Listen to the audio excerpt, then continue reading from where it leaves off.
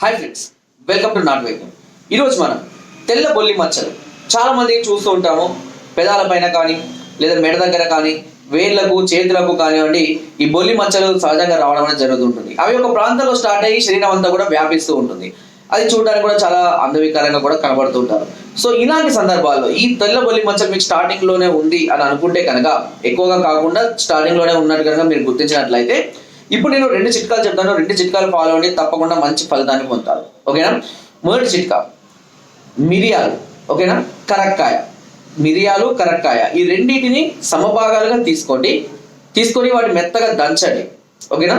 మెత్తగా దంచి దాన్ని ఒక చిన్న బౌల్లో తీసుకోండి. ఓకేనా? ఇలా మెత్తగా దంచిన ఈ బౌల్లో 1 చెంచాడు నిమ్మరసాన్ని కలపండి. ఓకేనా? గుర్తుంటుంది కదా? ఈ 1 చెంచాడు నిమ్మరసాన్ని కలిపి ఆ పేస్ట్ ని, ఓకేనా, అలా తయారైనటువంటి ఆ పేస్ట్ ని ఎక్కడైతే బొల్లి మచ్చలు ఉన్నాయో ఆ ప్రాంతం అంతా కూడా మంచిగా మర్దన చేసి ఒక ½ అవర్ నుంచి 1 అవర్ పాటు ఎండలో ఉండాలి. గుర్తుపెట్టుకోండి, ఒక ½ అవర్ నుంచి 1 అవర్ పాటు ఎండలోనే ఉండాలి. అలా ఎండలో ఉండి మళ్ళీ తర్వాత వచ్చి స్నానం చేయవచ్చు. ఇలా ప్రతిరోజు చేస్తూ ఉండాలి. ఓకేనా? ఇలా చేయడం వల్ల ఈ తెల్ల బొల్లి మచ్చలు అనేవి క్రమక్రమంగా పూర్తిగా తగ్గిపోవడం అనేది జరుగుతుంది. ఓకేనా? ఇకపోతే రెండో చిట్కా. ఈ రెండో చిట్కా కూడా చాలా సులువైన చిట్కానే. ఇంతకుముందు చెప్పిన చిట్కాలు మీరు నిమ్మరసంకి బదులుగా ఒకవేళ మీకు కావాలంటే తులసి ఆకుల రసం కూడా వాడుకోవచ్చు. తులసి ఆకుల రసం కూడా మీకు చాలా చక్కటి ఫలితాన్ని అందిస్తుంది. అంటే మిరియాలు, కరక్కాయ విత్ తులసి ఆకుల రసం. తులసి ఆకుల రసం అయినా ఓకే, తులసి ఆకులు కొంత దొరకకపోతే నిమ్మరసంలో అయినా ఓకే. ఓకేనా? రెండింటిలో ఏదైనా సరే ఉపయోగించుకోవచ్చు. దేనివల్ల అయినా సరే మీకు మంచి ఫలితాన్ని ఖచ్చితంగా. కానీ ఎండకు ఉండడం మాత్రం చాలా చాలా చాలా ఇంపార్టెంట్.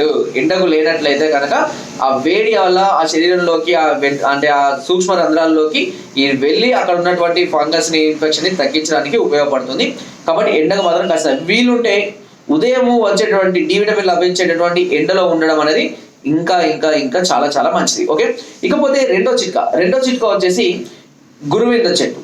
ఈ గురువింద చెట్టు అయితే దాదాపుగా ఇది కూడా అందరికీ అందుబాటులో ఉండకపోవచ్చు. బట్ అందుబాటులో ఉన్న వాళ్ళు ఈ గురువింద చెట్టు యొక్క ఆకులను తీసుకొని వచ్చి ఆకుల యొక్క రసాన్ని కూడా బొల్లి మచ్చల పైన రాస్తూ ఉన్నట్లయితే, ప్రతిరోజు కనుక రాస్తూ సేమ్ అదే విధంగా మళ్ళీ ఎండలో కనుక ఉన్నట్లయితే కనుక తప్పకుండా ఈ బొల్లి మచ్చలు అనేవి పూర్తిగా తగ్గిపోవడం జరుగుతుంది.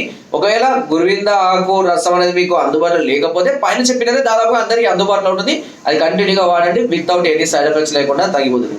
ఒకవేళ కనుక ఈ బొల్లి మచ్చలు చాలా ఎక్కువగా ఉండి చాలా రోజుల నుంచి ఉన్నట్లయితే కనుక ఖచ్చితంగా ట్రీట్మెంట్ తీసుకోవాలి. ఆ ట్రీట్మెంట్ కొరకు మీరు పైన స్క్రోల్ నెంబర్స్ కి ఫోన్ ద్వారా లేదా వాట్సాప్ ద్వారా లేదా కింద డిస్క్రిప్షన్ మా యొక్క అడ్రస్ కూడా నేరుగా వచ్చి మమ్మల్ని సంప్రదించి మీ అన్ని రకాల సమస్యలకు సలహాలని, సూచనలు, మెడిసిన్స్ కూడా పొందవచ్చు. ఫ్రెండ్స్, నా వీడియో కనుక మీకు నచ్చినట్లయితే ఒక లైక్, ఒక షేర్ చేయండి. మరిన్ని వీడియోస్ మనం సబ్స్క్రైబ్ చేయడం మర్చిపోకండి. మీ అమూల్యమైన సలహాలని, సూచనలు నాకు కామెంట్ ద్వారా తప్పకుండా తెలియజేయండి. Thank you.